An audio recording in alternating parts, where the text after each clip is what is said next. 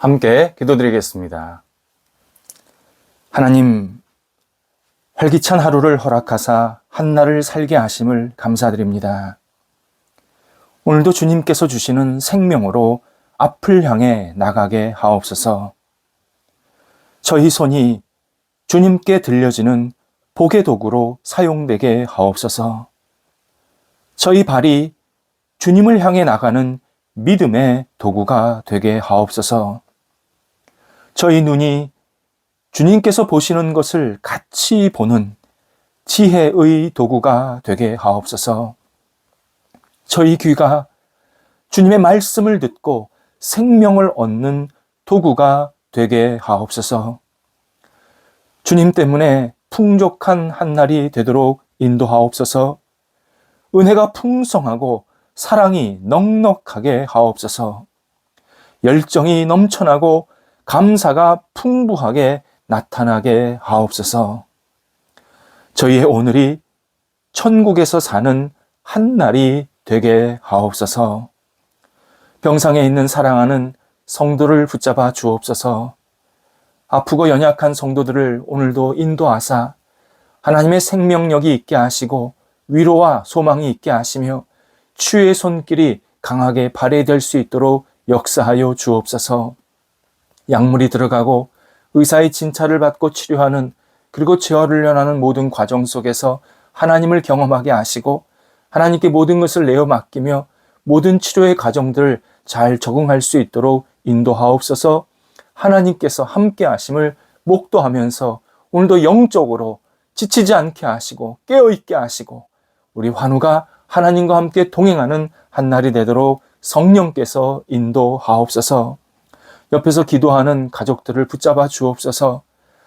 하나님 앞에 모든 것을 내어 맡기며 믿음과 소망을 갖고 옆에서 뒷발하지 할 때에 그 마음속에 위로해 주시고 다시 주님이 주시는 새로운 능력이 채워질 수 있도록 인도하옵소서.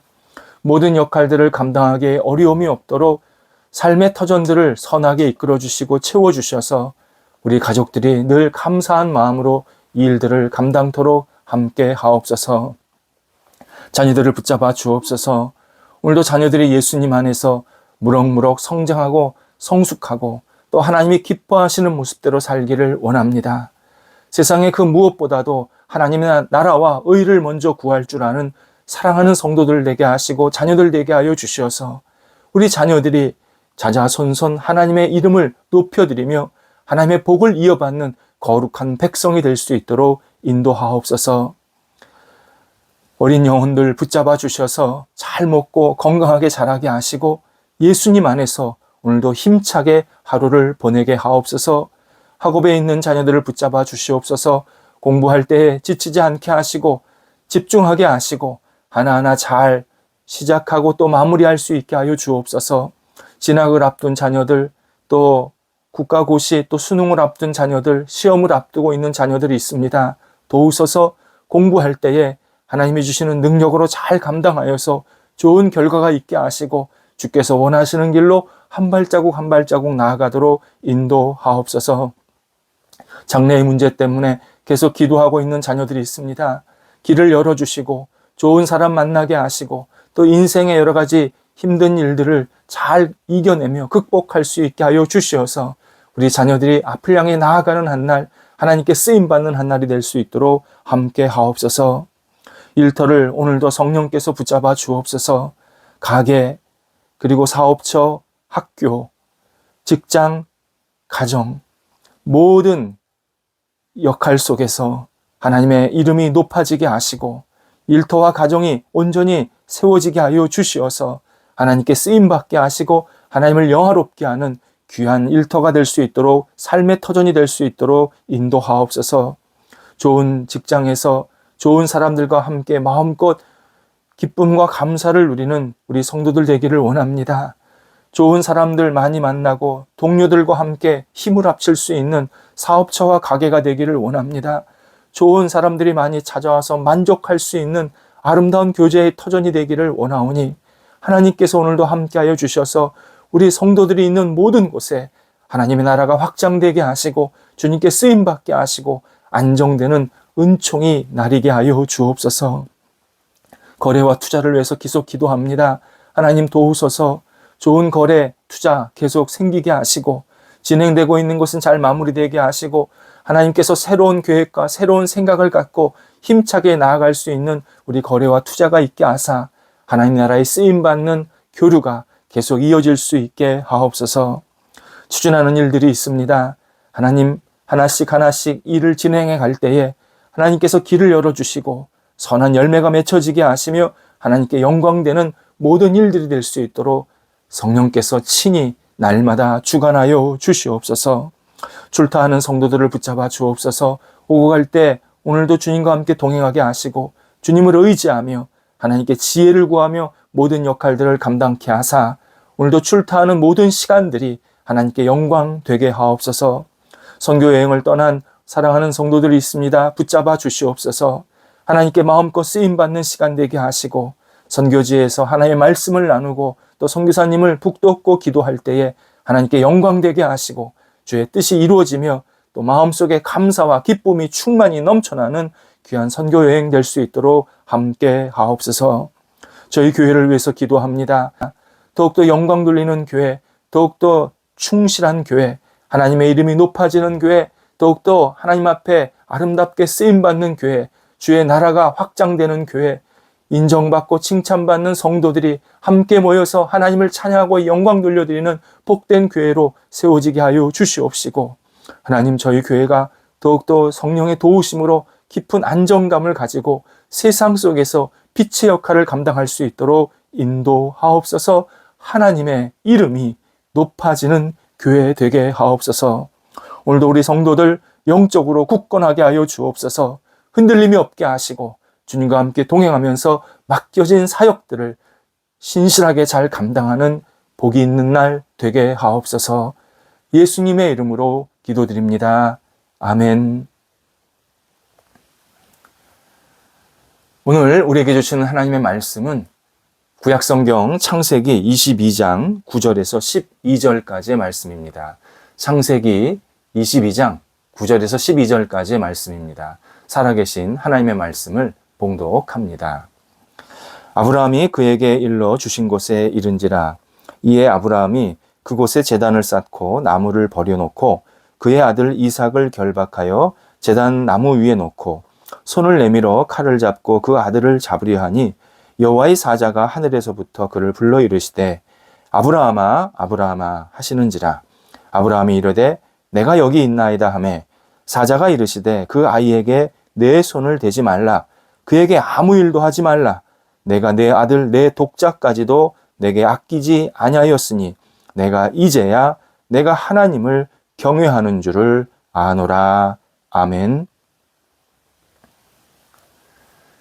철학은 지혜를 사랑하는 학문이라는 뜻입니다. 그래서 철학은 사물의 본질을 탐구하고 존재의 물음을 풀으려고 노력합니다. 철학을 연구하는 사람들, 곧 철학자들은 인류 최초로 깊은 사고를 한 사람이기도 합니다. 철학자들의 노고가 우리에게 좋은 영향, 또 많은 영향을 준 것이 분명합니다. 하지만 철학자들은 자주 한계에 부딪혔습니다. 인간의 이성과 사고를 이용해서 사색하다 보니까 분명한 제한적인 일이 생겼고 그 한계 안에서 머물기를 고집하는 관성도 있었기 때문입니다. 이에 철학자들의 연구 결과가 종종 실망스러울 때가 있습니다. 대표적으로 철학자들은 존재의 이유, 인간의 존재의 이유나 삶의 목적에 대해서 말하지 못하고 있습니다. 삶의 문제에 해답을 제대로 내놓지 못합니다. 내놓은 답이 있다면 당신의 삶이니까 당신의 방식대로 사십시오. 이 정도로 그치고 있습니다. 철학의 한계가 있어서 그런지 몰라도 요즘은 철학의 자리를 대신 차지하고 있는 것이 과학입니다. 나아가 과학은 거의 모든 분야의 자리를 차지하려고 굉장히 진군하고 있습니다. 철학이 인간의 머리로 지식을 찾는 것이라면 과학은 인간 이성이 자연 속에서, 이 세상 그 주변 환경 속에서 지식을 찾는 일입니다. 과학적 결과는 보통 관찰, 실험, 그리고 증거로 얻게 됩니다. 그러다 보니 과학은 오직 보이고 잡히고 증명되는 것만이 존재한다고 주장하게 되었습니다. 그래서 과학은 사실 철학보다 더 한계가 뚜렷합니다. 인간의 삶은 관찰한다고 보이는 것은 아닙니다. 인생은 매일 살아내는 일입니다. 오늘 하루가 시작되었기에 살아야 합니다.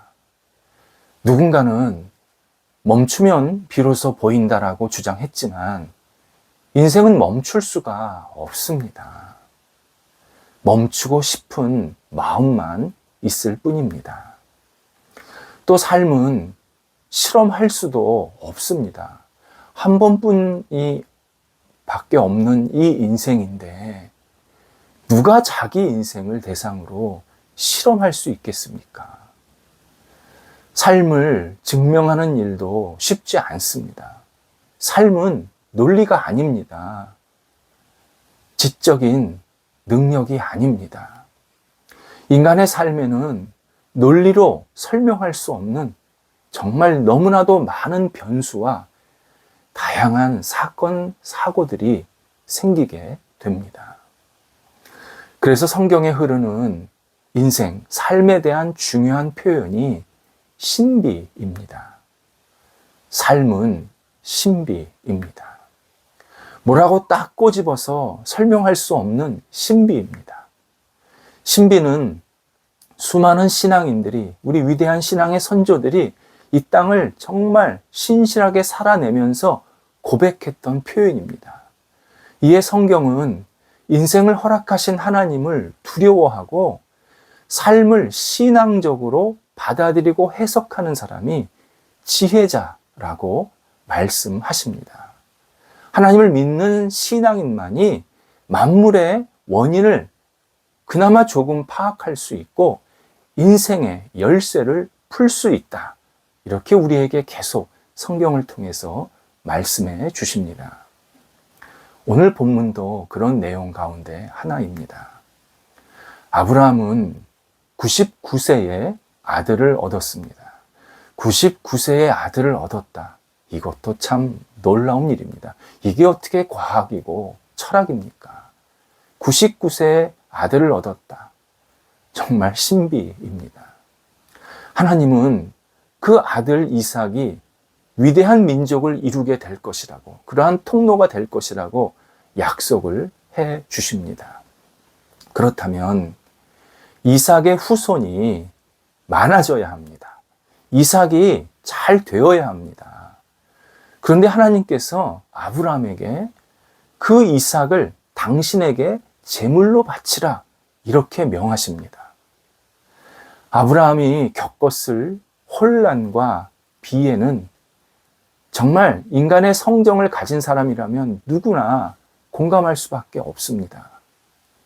아브라함은 100세, 이 100세가 넘은 나이에 삶의 비논리, 비상식, 모순, 이율배반, 정말 이러한 것들을 경험하면서 신음할 수밖에 없었습니다. 아브라함은 오랜 고뇌 끝에 오늘 본문 9절 10절에서 하나님께 이삭을 드리게 됩니다.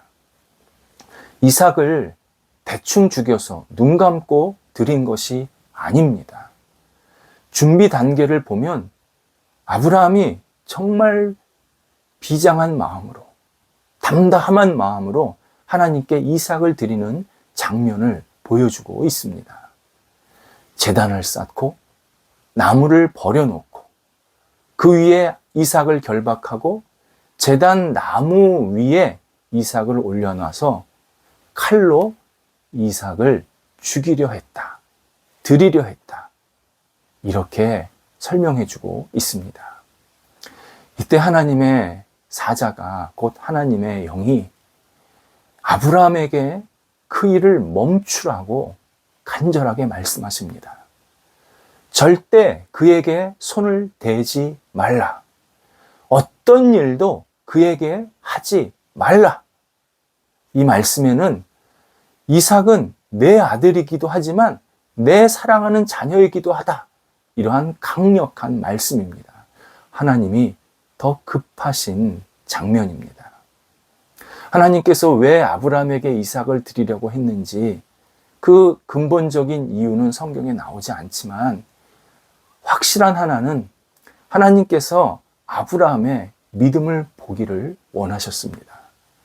그래서 하나님은 11절에서 아브라함의 이 행동을 하나님을 경외하는 태도라고 말씀하십니다.